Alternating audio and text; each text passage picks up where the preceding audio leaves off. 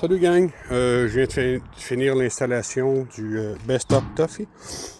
Pour l'avantage de ça, c'est quand tu enlèves le toit ou tu as le toit mou, tu peux faire voler tes objets de valeur, tandis que là, tu peux les serrer ici.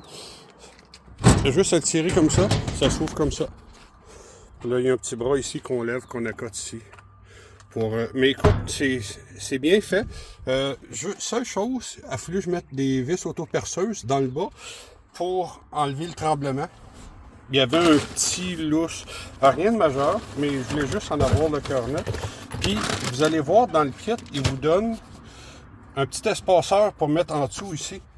Il est trop épais. Donc, ce que j'ai fait, moi, je l'ai enlevé, puis j'ai mis juste des washers standards, jusqu'à ce que j'arrive à la hauteur, là, où ce que ça branle plus. Je vais vous le montrer, regarde. Ce qui vient avec, c'est ça ici. Ça va entre les deux, ici. Mais écoute, quand c'est trop épais, ça bouge, ça tient pas bien.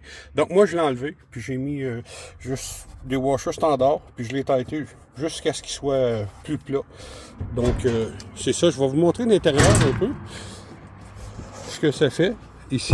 Et voilà. Après qu'il est rentré, on pousse. Ça vient... Vous voyez, ça le barre dans le côté. Donc, impossible de le lever. Puis quand on ferme l'haillon arrière, il est impossible de lever ça si on ne déverrouille pas avec le démarreur ou la clé. Puis en arrière, ben, même si les gens baissent vos sièges, ils n'ont pas accès. Parce que c'est vraiment fermé en métal. Écoute, c'est bien fait, c'est solide. Ça prend environ 1 heure installé. Mais comme je dis, pour l'espace entre la prise ici, il y a ça, c'est trop épais. Moi, j'ai un Jeep, c'est un 2020, c'était trop épais. Il a fallu que je mette des washers pour venir la côté flat. Puis j'ai rajouté 2 villes auto-person ici. Puis écoute, c'est simple, là, le principe en arrière.